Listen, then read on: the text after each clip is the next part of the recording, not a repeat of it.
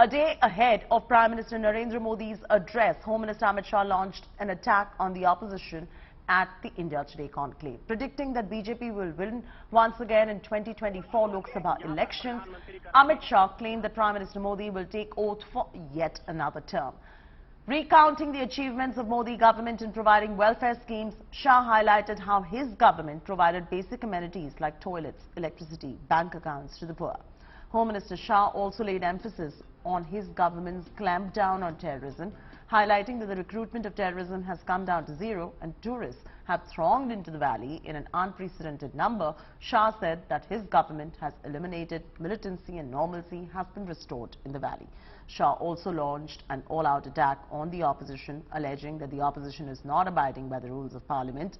He also added that the opposition must not politicize issues of national interest.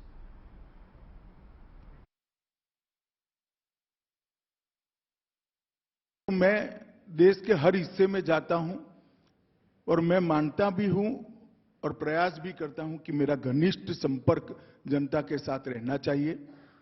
मैं जनता की नब्ज को टटोल कर आपको एक बात आपकी चैनल के माध्यम से सबको बताना चाहता हूं कि आने वाले चुनाव में फिर से एक बार पूर्ण बहुमत के साथ भारतीय जनता पार्टी की सरकार बनने वाली है और मोदी जी तीसरी टर्म के लिए प्रधानमंत्री बनने वाले हैं।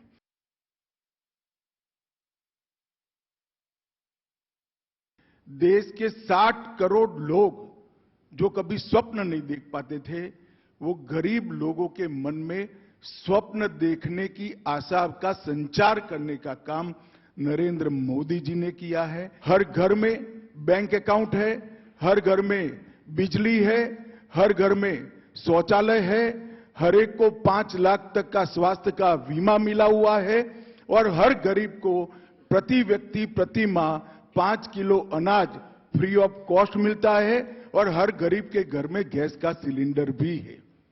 मैं नहीं मानता किसी भी 10 साल में इतना बड़ा परिवर्तन देश के अंदर आया होगा।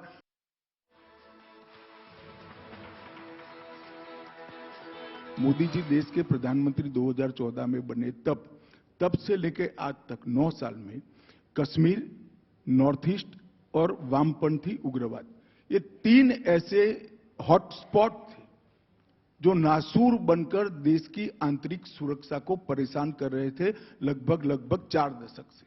हर प्रकार की हिंसा के अंदर 70% कमी हुई है। आतंकवादियों की रिक्रूटमेंट जो लोकल युवाओं से करते थे वो लगभग बंद हो गई है। कश्मीर के अंदर अब सच अर्थ में कानून और व्यवस्था की परिस्थिति अच्छी है, आंतरिक सुरक्षा की परिस्थिति अच्छी है। इन 9 साल के प्रयासों के परिणाम स्वरूप झारखंड और बिहार पूर्णतया वामपंथी उग्रवाद से आज मुक्त हो गए। दुनिया भर के पंडित कह रहे थे कि भारत का बहुत बुरा हाल होगा, हमारे स्वास्थ्य इंफ्रास्ट्रक्चर का दुनिया में नंबर देने जाए तो बहुत नीचे तक है, सब मानते थे। मगर जब कोरोना समाप्त हुआ तब पूरी दुनिया ने स्वीकार कर लिया कि कोरोना का सामना भारत ने सबसे अच्छे तरीके से किया है। हमारे वैज्ञानिकों ने इसका एंटीडोट बनाए, ये तो ठीक है, परंतु इसको 130 करोड़ लोगों तक टीकाकरण करना, ये टीकों को पहुंचाना और 5 ही सेकंड में इसको मोदी जी की हंसती हुई फोटो के साथ टीका की रिसीट भेज देना, ये बहुत बड़ी बात है।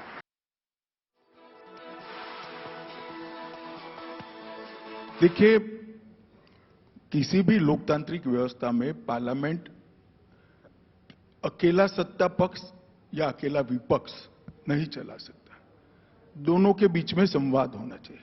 मैं इस बार जो विवाद हुआ है इसको बारीकी से देख रहा हूं, पार्लियामेंट में ही पूरा दिन देर रात तक बैठता हूं। हमारे इनिशिएटिव के बाद भी उस ओर से कोई चर्चा का प्रस्ताव भी नहीं आता है। बात किसके करें? बात मीडिया में कर रहे हैं। अब स्लोगन लाए कि पार्लियामेंट में फ्रीडम ऑफ स्पीच हो। पार्लियामेंट में फ्रीडम ऑफ स्पीच है ही भाई, आपको कोई नहीं रोक सकता, मगर पार्लियामेंट में फ्री स्टाइल नहीं बोल सकते।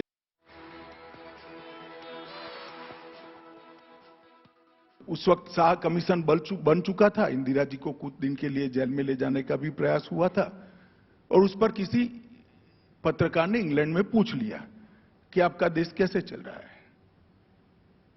तो उसने कहा वी हैव सम इश्यू, मगर मैं यहां नहीं बताऊंगी मेरा देश अच्छा चल रहा है।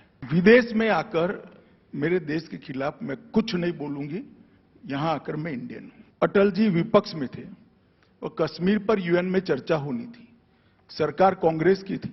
आज तक के इतिहास में अंतिम बार हुआ है कि भारतीय दल का नेतृत्व किसी मंत्री ने नहीं किया था, विपक्ष के नेता अटल बिहारी वाजपेयी ने किया था, क्योंकि ये कश्मीर पर चर्चा थी। जी, ये जो भरोसा होता है, कुछ इश्यू ऐसे होते हैं जो राजनीति के ऊपर होते हैं।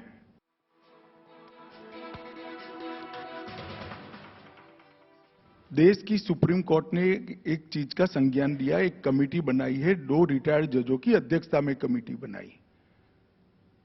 उसके सामने सभी लोगों के पास जो तथ्य है वो रखने चाहिए, किसी को नहीं बख्शना चाहिए अगर कुछ गलत हुआ है तो, और वो न्यायिक प्रक्रिया पर भरोसा रखना चाहिए।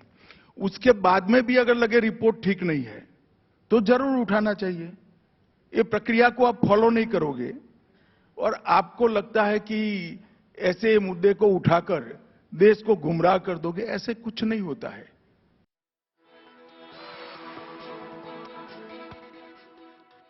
कांग्रेस की एक बड़ी नेत्री ने कहा कि भ्रष्टाचार हमने किया था तो क्यों कार्यवाही नहीं हो रही है, हम पर सवाल खड़े करे थे। अब हो रही है तो हाय तौबा कर रहे हैं। ये सारी एजेंसियां, कोई एजेंसी कोर्ट के ऊपर नहीं है। भाई कोर्ट में जाने की जगह यहां पर हो हल्ला कर कर क्या होगा। मैं मेरी पार्टी और मेरी सरकार की ओर से निश्चित रूप से कह रहा हूं, एजेंसियां स्वतंत्र रूप से काम कर रही है, इसमें कोई दखल किसी का नहीं है। और मेरा सभी से यह अनुरोध रहेगा कि आप न्याय के रास्ते का रुख अख्तियार करिए, यही सही रास्ता है।